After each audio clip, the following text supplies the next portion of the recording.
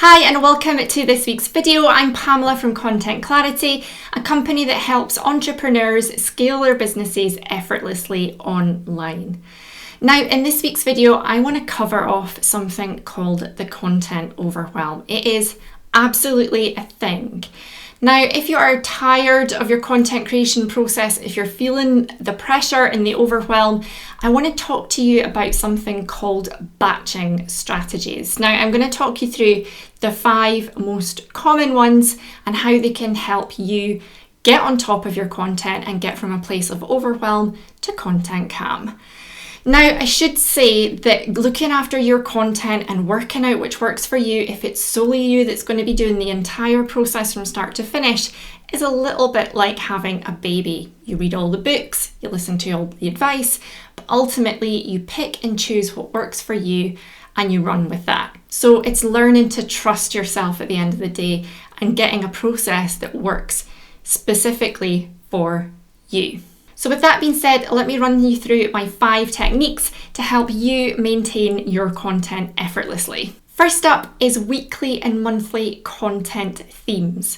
Now, one thing that a lot of businesses do is they jump all over the place with their content. They're literally on social media talking about one part of their business one day, and then they're on the blog the next day talking about a completely different area of their business.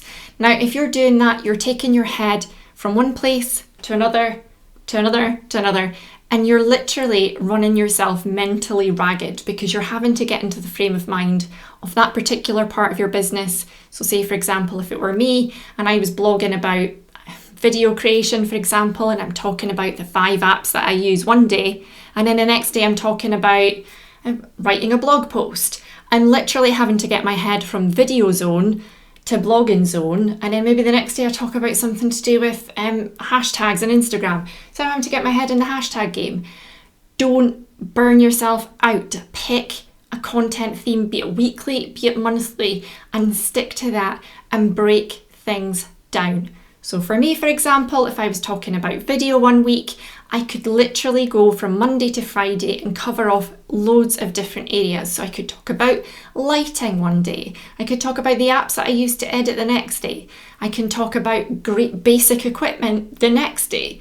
So stick with one zone, keep your head in that zone and cover off everything. You'll just find it flows so much better.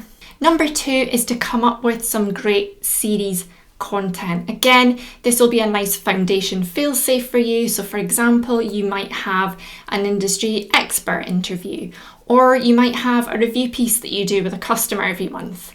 Knowing that every month you do that particular video or that particular blog or that particular social media post just takes the pressure off you when it comes to planning, because you know, boom, that's one piece of content ticked off the list. Third one is batching. Now, this seems like such an easy thing to say, but you can use this in any area of your business. It is literally batching all the same tasks together so that you get through them quicker, and it just makes you more efficient.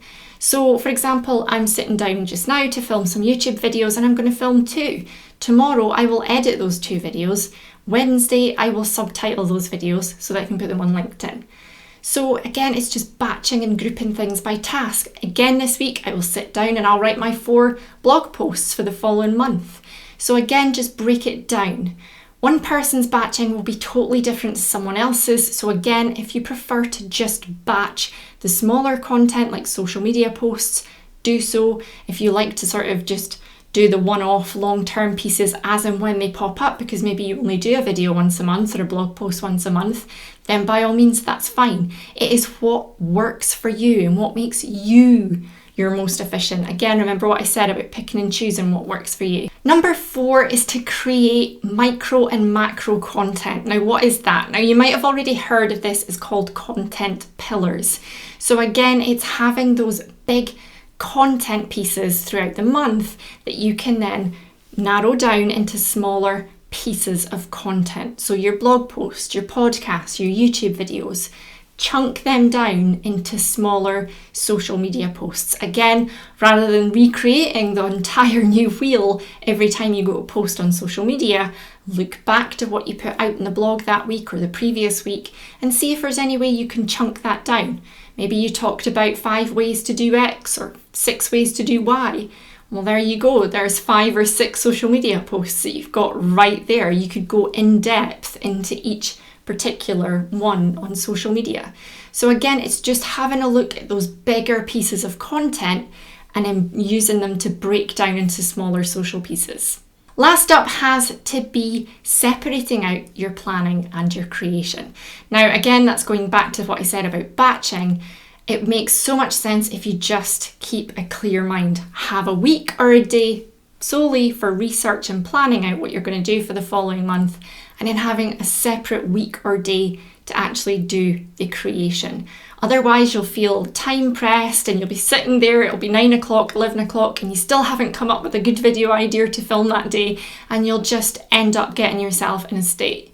So split it out, have completely different weeks if you can for each, and in that way, when it comes to the creation side of it, you'll feel a bit more better.